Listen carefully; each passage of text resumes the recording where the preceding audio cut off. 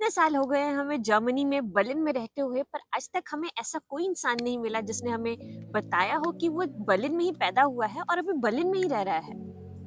तो आज की वीडियो हमारी इसी टॉपिक के ऊपर है, वियर्ड टॉपिक के ऊपर कि बर्लिन के जर्मन्स असल में कहाँ जाते जा रहे हैं, उनका नंबर इतना कम क्यों होता जा रहा है। Hello everyone, welcome to our channel landed in Germany. मैं हूं मनहर, मेरा नाम है शुभम।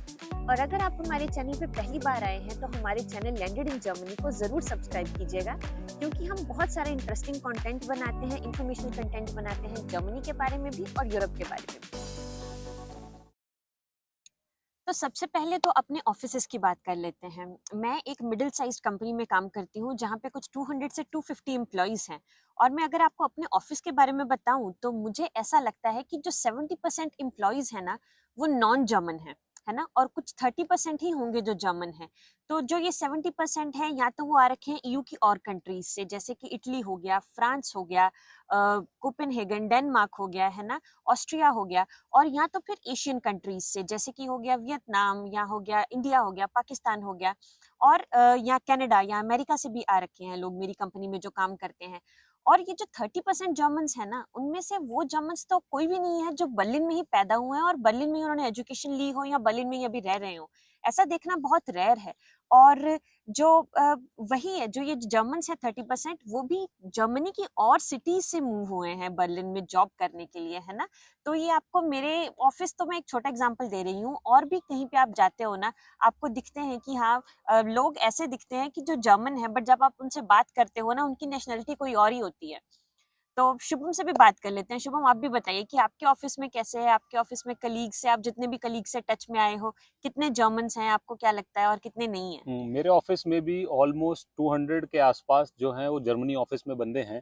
और उसमें मेरे को लगता है कि जो जितनी भी मेजॉरिटी जनता है जो कि लो लेवल पे है या फिर उनकी पोजीशंस जो है नॉर्मल लेवल की हैं, वो सब जो है इमिग्रेंट्स हैं।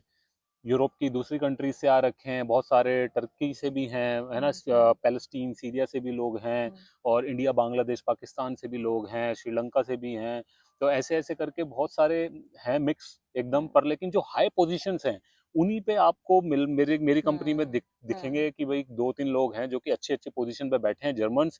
पर लेकिन उसमें भी गारंटी ये तो बिल्कुल भी नहीं है कि वो बर्लिन से होंगे। वो म्यूनिक से हो सकते हैं, वो स्टटगार्ट से हो सकते हैं, है ना, हैम्बर्ग वगैरह के एरिया से हो सकते हैं, पर लेकिन और या फिर जर्मनी के छोटे छोटे एरिया से हो सकते हैं, पर लेकिन बर्लिन से बहुत ही ज़्यादा मुश्किल है। बल्कि एक इंसिडेंट है जो कि मेरे को प्रोडक्ट मैनेजर मेरी बता रही थी कि उनको मेरी कंपनी में ही एक बंदा मिला जिसको मैं नहीं जानता हूँ, कि वो जब उससे बात करी तो उसने बताया कि मैं बर्लिन में ही बॉर्न एंड ब्रॉट अप हूँ, मैं बर्लिन का ही पढ़ा लिखा हूँ और यहीं पे ही आज तक रह रहा हूँ, कहीं नहीं गया। तो उसकी तरफ तो लोग इकट्ठे हो गए ऑफिस में। तो जो मेरी प्रोडक्ट मैनेजर थी वो खुद ही वेनेजुएला से थी, पर लेकिन इतने सारे लोग, सारे इमिग्रेंट्स इकट्ठे हो गए कि भाई हम लोग एग्जॉटिक नहीं है बर्लिन में, तुम हो एग्जॉटिक यार, तुम बताओ अपनी स्टोरी की कैसे कहाँ पैदा हुए और इतने साल से कहाँ कहाँ रह रहे थे बर्लिन में, और बताओ कुछ बर्लिन के बारे में, तुम ही हो जो कि मिले हो आज पहली बार। तो ये ऐसे ऐसे बंदे तो यहाँ पे इतने रेयर हैं कि जो बर्लिन में ही पढ़े लिखे हैं और पैदा हुए थे, घर है उनका पेरेंट्स का पुराना, और फिर उसके बाद वो कहीं गए ही नहीं। क्योंकि मेजोरिटी जनता यहाँ पे माइग्रेट करी जाती है कि वो या तो पढ़ने के लिए कहीं बाहर निकल जाते हैं, जॉब करने के लिए कहीं बाहर निकल जाते हैं, या फिर ऐसे ही क्योंकि यहाँ पे इजी भी बहुत है। तो बात कर लेते हैं अब इसी बारे में कि क्या क्या फैक्टर्स हैं जिनकी वजह से बर्लिन के जर्मन्स जो हैं वो धीरे धीरे बाहर निकलते जा रहे हैं। तो सबसे पहले तो हम बता दें आपको कि बर्लिन बहुत ही यंग सिटी है। मल्टीनेशनल होने के साथ साथ ये बहुत ही यंग सिटी है, क्योंकि यहाँ की जो 56% पॉपुलेशन है ना, उसकी एज 45 ईयर्स से नीचे की है। इतनी हिप और मल्टीनेशनल और यंग सिटी होने का क्या कारण है? जब बर्लिन की वॉल गिरी थी 1989 में, उसके बाद से यहाँ पे जो रियल एस्टेट की प्रॉपर्टीज की प्राइसेस थी, रेंट के घरों की प्राइसेस थी ना, वो बहुत चीप थी। और यहाँ पे रिसोर्सेज वो सारे बहुत चीपली अवेलेबल थे।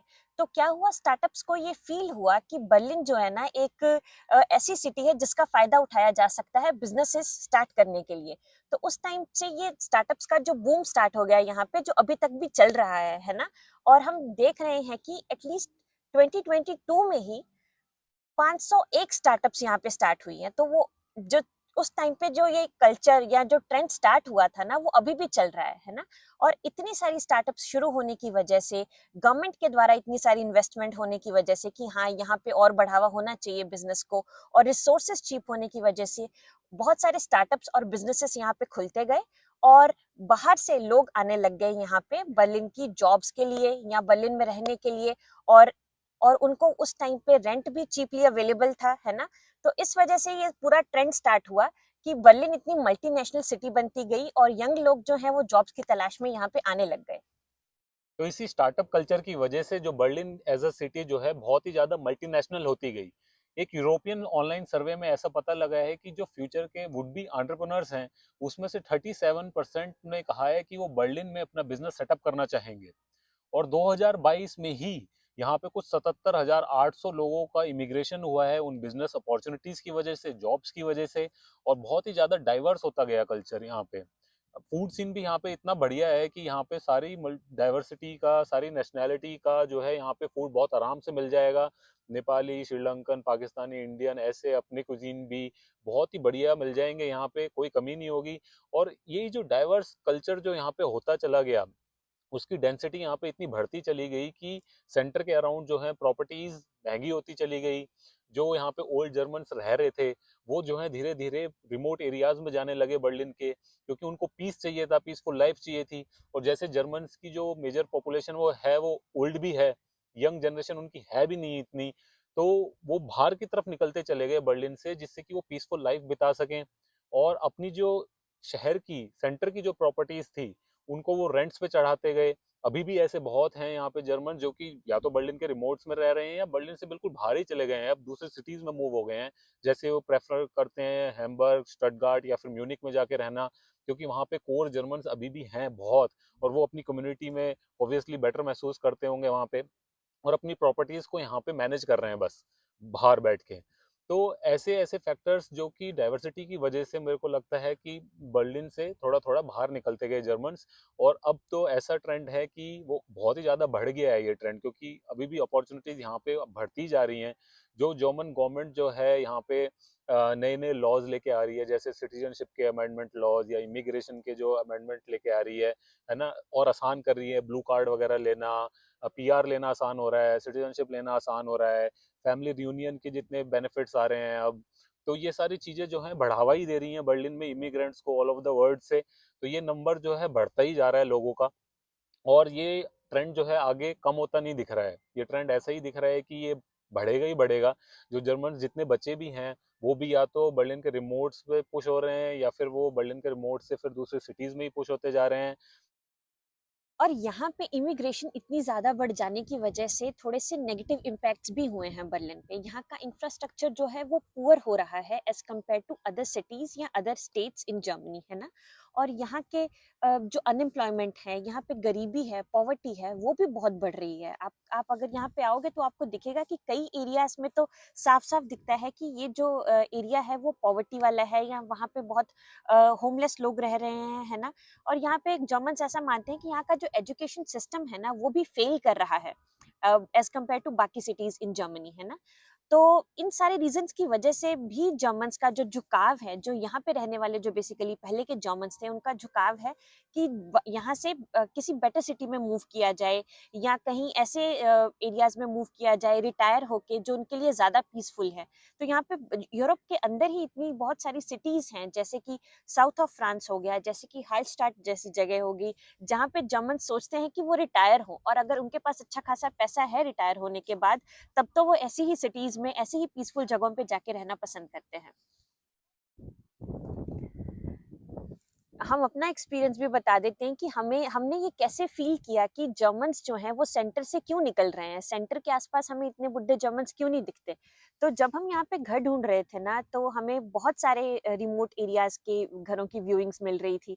तो हम जब जाते थे बस में या ट्रैम में या ट्रेन में भी, है ना, तो क्या होता था, जब तक हमारा उन घरों का पॉइंट आता था ना, तब तक सारे यंग लोग उतर के अपनी अपनी जगह जा रखे होते थे, और जो जहाँ पे हम उतरने वाले होते थे, वहां पे सिर्फ बचते थे बुड्ढे बुड्ढे लोग, जो अपने 60-70 प्लस एज में हैं, और बहुत ही टफली चल रहे हैं, है ना। मतलब बहुत ही फ्रेजाइल एज में हैं अपनी। हम्म, और हमें फिर जब उन एरियाज़ में जाते थे, हमें इतना पीस फ़ील होता था, इतनी लेस ट्रैफ़िक फ़ील होती थी, मतलब चिड़ियों की चहकने की आवाज़ें आ रही हैं वहाँ जो पे। कि बर्लिन के सेंटर में नहीं मिलती आपको ये चीजें। बर्लिन हुँ, में खासकर ऐसा फील होता है कि यार हैं लोग। बर्लिन एक सिटी है जिसपे 3.7 मिलियन लोग रहते हैं हुँ, और सबसे पॉपुलर सिटी है जर्मनी की। तो यहाँ पे आपको वो पीसफुलनेस नहीं दिखती सेंटर में।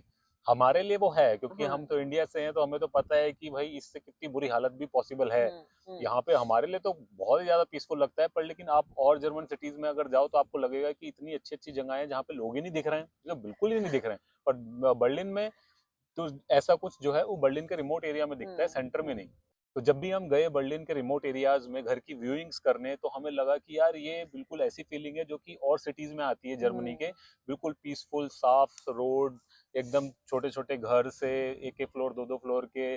और वहाँ पे सारे लोग जो हैं ऐसा लग रहा है कि जैसे एज, हुँ, ओल्ड एज के हुँ, जर्मन्स लोग जो हैं वहाँ पे रहते हुए दिख रहे हैं। हुँ, और हुँ, उन्होंने अपनी कार्स वगैरह मेंटेन करी हुई हैं सिटी में आने जाने के लिए। अपने अपने छोटे छोटे उनके गार्डन्स भी हैं गार्डनिंग करने के लिए। लग रहा है कि वहाँ पे कुछ रिटायर्ड पीसफुल लाइफ जो है दिखी हमें हुँ, बर्लिन के ही रिमोट एरियाज में।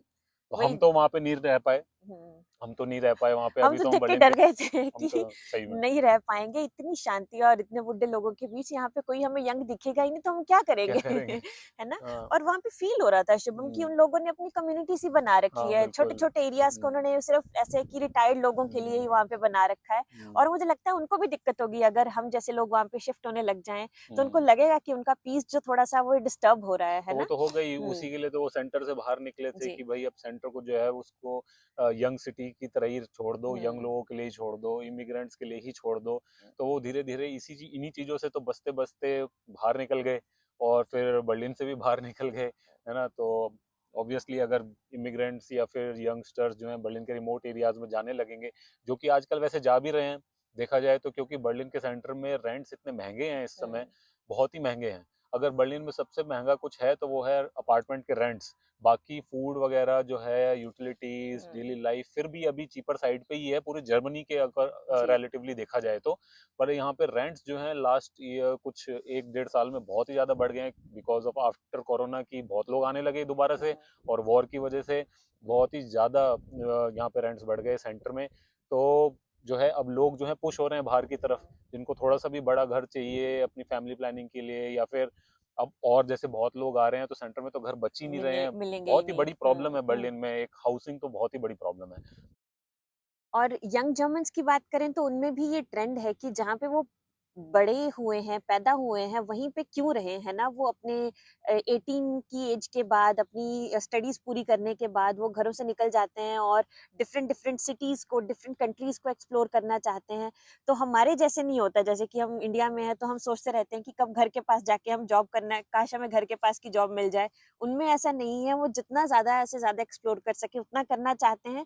तो इस वजह से भी ये भी एक रीज़न है कि हमें यहाँ पे जो यंग जर्मन्स भी जॉब करते हुए दिखते नहीं दिखते हैं, नहीं है है। ना? अपनी कंपनीज़ में भी। और ये पूरे यूरोप में ही एक ऐसा यही ट्रेंड है।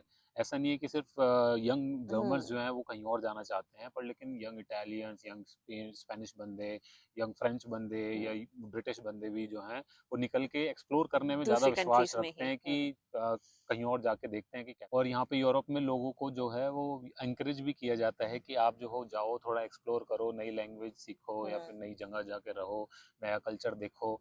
और यहाँ पे मूवमेंट भी इतना ईजी है, मुश्किल बिल्कुल नहीं है। अगर आप यूरोपियन हो, आपके पास यूरोपियन पासपोर्ट है या हुँ, फिर शेंगेन वीज़ा भी है, तो आप आराम से जो है एक्सप्लोर कर सकते हो, कोई भी सिटी में जाके जॉब कर सकते हो, काम कर सकते हो। ड्राइविंग लाइसेंस वगैरह भी हर जगह वैलिड है, एजुकेशन हर जगह वैलिड है ऑब्वियसली। कहीं पे भी जाके आप प्रॉपर्टी खरीद सकते हो किसी भी कंट्री में, कुछ प्रॉब्लम नहीं है, कोई कोई दिक्कत नहीं है इस मामले में, बहुत ही ज़्यादा फ्री है, फ्री ट्रेड। तो ये सारे रीजंस हैं कि हाँ, यंग जर्मन्स भी नहीं दिखते हैं बर्लिन में।